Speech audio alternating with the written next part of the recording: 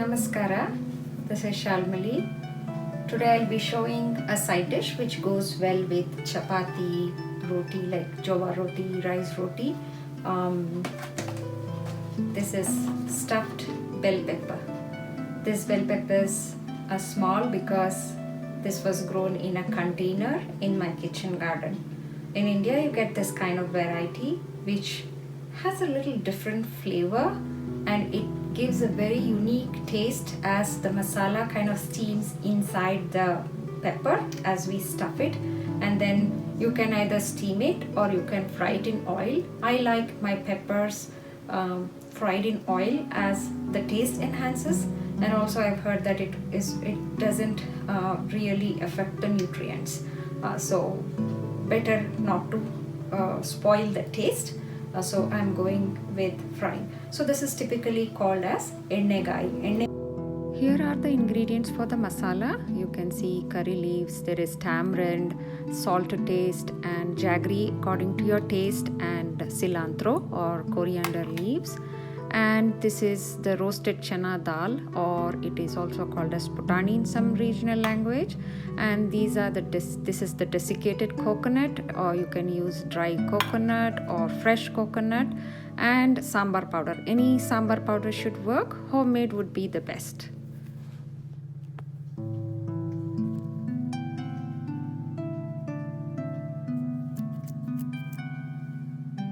I just showed you all the masalas. Just put it in a blender and make a fine powder, not fine, coarse powder. It kind of looks like chutney powder.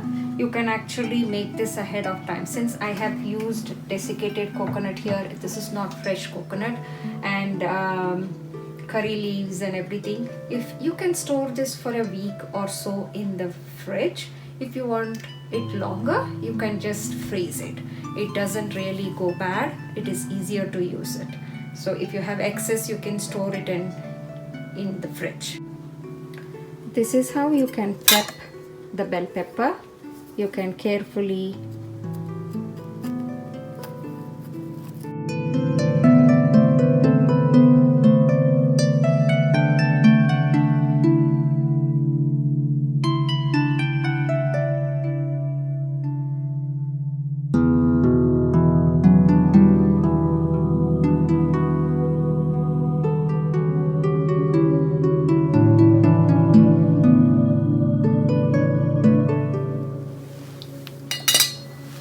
be a little careful when you're doing this, as the knife is sharp too. Just don't cut your hands. Since it is very small, it is kind of tricky. That's it. Just since it is homegrown, I don't have much seeds inside. Here I have used this pan, which is a non-stick pan, which is fully stainless steel. There is no Teflon coating. This is hexa-clad cookware, and I have put a generous amount of oil, and here I am using mustard and some cumin for tempering. Cast iron pan would be ideal cookware for this dish too, as it retains even heat that helps the peppers to roast evenly. Make sure the oil is well toasty, and then add the powder to it.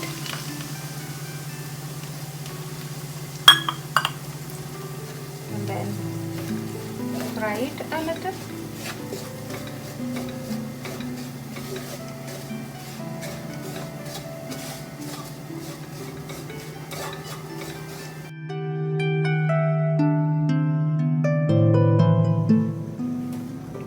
Masala kind of looks a little dry, so I'm adding a little bit of oil. I'm using coconut oil here. You can use any oil of your choice.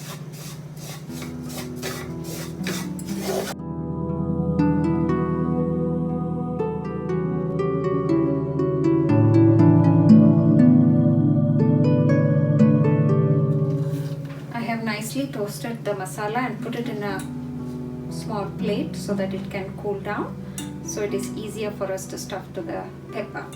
So typically this is how it looks when it is fried.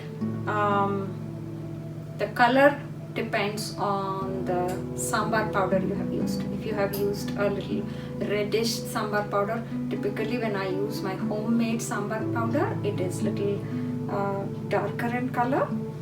But I used regular store-bought sambar powder so everybody can try it.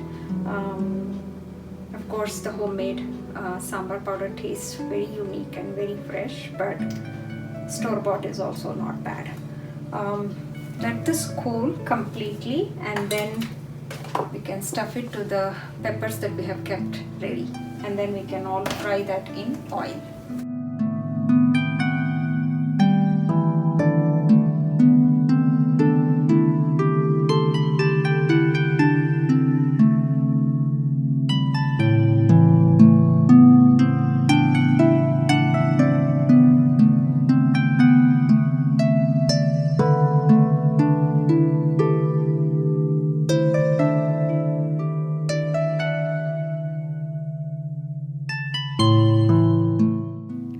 Add your choice of oil and keep the heat to the medium.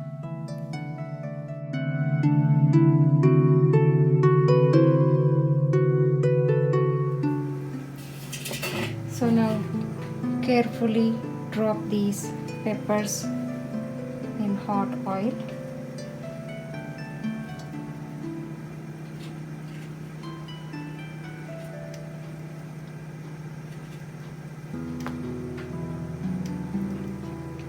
You can wait for the oil to heat up. I like to drop it now, as in case if the oil splashes on my hand or if I accidentally touch the oil, I will not burn myself.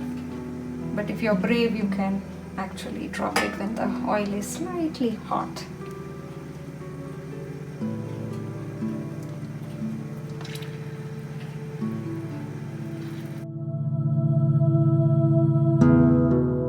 I have this much excess masala. What I do is, in the end, I drop it after this is completely fried. I just drop it and toast it a little more with the leftover oil. That also absorbs the excess oil, and it gives the extra toasted masala on the side. Tastes much nuttier and sweeter, and it is a great combination with your roti or chapati. Now it has slowly started sizzling. As you can see, it is sizzling. So keep it to as low heat as possible. You can actually walk away, do other things, and just keep an eye on it. Don't walk out of the kitchen, but it takes a bit time for it to slowly toast.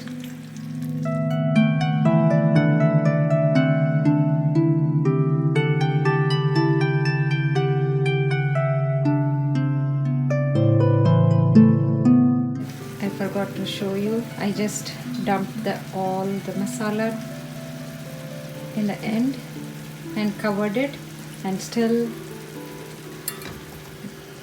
the heat is at low, and let this toast. At this point, I'll just cover it and let it cook for a few minutes.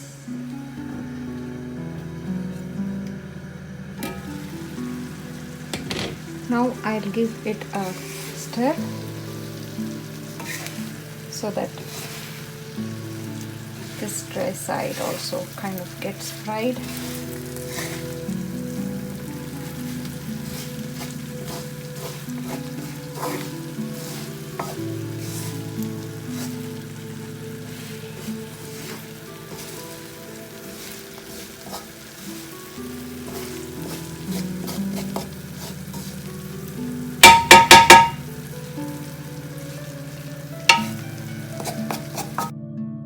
Pepper is nicely fried and the masala is well toasted. To give an extra punch, you can crank up the heat for about 30 to 40 seconds and let the bottom sear. Be careful not to burn. If you burn, it kind of tastes bitter. Now switch it off and do not close, and let this cool down in the pan. Just move it away from the heat. This is a great travel food, as we haven't used any water to cook, and mostly it is cooked in oil, fried in oil. It has a longer shelf life. If you have dietary restriction, or if you don't have time to stop for food, or any other reason you want to pack some food for travel, this is a great food. You can actually stuff this in tortilla or chapati, roll it and make it like a burrito and take it with you for your travel. Just make sure that this curry cools down in the same pot that it is being cooked. It has to completely cool down, and then you can store it in an airtight container, and this has a very good shelf life of at least 3 days. You can prolong it for a week or 2 weeks inside the fridge.